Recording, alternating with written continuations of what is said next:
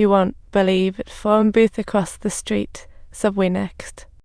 Emily has completed her superhero mission, leaving Grandpa basking in unprecedented warmth. She's thrilled to help others. But in the next second, spotting an old painter also dining alone hits Emily with a wave of loneliness. It's as if her channel switched to a soap. Watching the footage, Emily unintentionally drifts into her fantasy land, picturing herself as the legendary helper of countless. At this moment, she's a revered saint with crowds flooding the streets like aliens have landed. The only regret? She never got to save her dad. Emily remembers her young father dreaming of a family trip around. Sadly, Emily got heart disease, and the trip kept getting postponed. By the time her mother passed, Dad had lost the courage to. One night, Emily secretly takes the little gnome from her mother's shrine. Suddenly, it feels like she has unlocked a new game. It wasn't long before Dad felt restless, starting to pay attention to what's happening outside like a lost driver searching for directions. Because Dad receives photos from the gnome, shot in faraway Moscow, he's completely flabbergasted. After that, every so often, Dad gets another photo from this globe-trotting gnome. He starts looking forward to this mysterious traveller's next. The truth is, Emily asked the frequent flight attendant to snap a pic after landing and send it to Dad. Heading downstairs, Emily notices Boss Kai's key left behind and thinks, let me give her a little surprise. You forgot about your husband, man. Things have been too rough lately. You really need to prepare, but when he's working, you won't have any phone rings bothering him, right? Just because the employee isn't the brightest, Boss Kai finds all sorts of ways to care for her. Emily remembers that annoying neighbor from her childhood. So, Emily decides it's time for a lesson. She makes a special key and sneaks into the house while Boss Kai is out. First, she swaps hair removal cream with toothpaste, cuts the laces of shoes, and even sets the alarm for 4 a.m.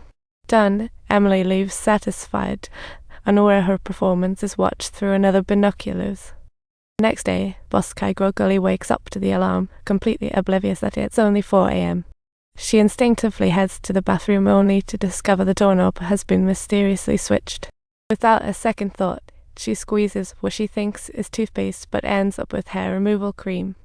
Wondering why it's still so dark, she notices none of the neighbors are awake. With cat yowls echoing by the trash can, Boss Kai glances at her watch. Panic strikes.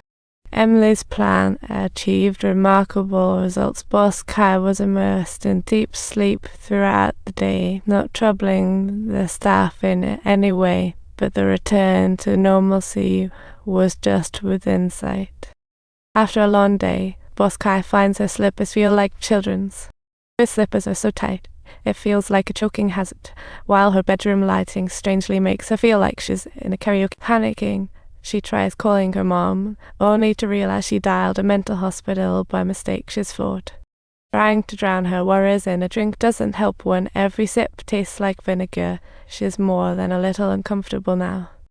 She concludes it's divine punishment, blissfully unaware it's all the masterwork of clever Emily. One afternoon, Emily overhears her boss sharing a brilliant dating tip that lights up her imagination. Just put two lonely hearts together, stir a little ambiguity, and voila, love conquers all. Emily realizes it's time to take action, knowing her co-worker often mentions feeling sick just to steal attention. She quietly whispers to her co-worker's ex, she really hopes you can help her. And you can only lend her a hand, how truly sad it is for you. After work, Emily waits for her colleague to leave, then leads a financing option to his ex's usual seat. Pretending to be mysterious, she says, "What do you lack?" "Nothing. It's the things you do. You bring me joy. I feel like I'm constantly thinking, no, I don't drink." "Okay. I'll let you think about it. Good night, George." Then, Emily subtly hints about their romance to the gossiping newspaper boss who can't help but spread the news. "Haven't seen you in years, and you're with such a gorgeous lady, really. A man who doesn't love women is like a flower without a heart." With Emily's manipulation, they soon exchange glances. Sparks fly one day, and the restaurant bathroom can barely contain it. The ruckus is so huge, you'd think the whole bar was about to tip over. At the newspaper, Emily unexpectedly sees an 80-year-old Swiss man receiving a 30-year-old letter. A group of climbers stumbled upon a 60s aircraft covered in a dusting of time. Suddenly, Emily has a bright idea and sneaks into the landlord's to steal her late husband's letter. She meticulously goes through the page, cutting out the loving lines she could use to create new news. Then she prints, washes, ages it, and voila. It looks like her husband's handwriting. Emily habitually grabs her binoculars, only to find the old painter still at work on his masterpiece.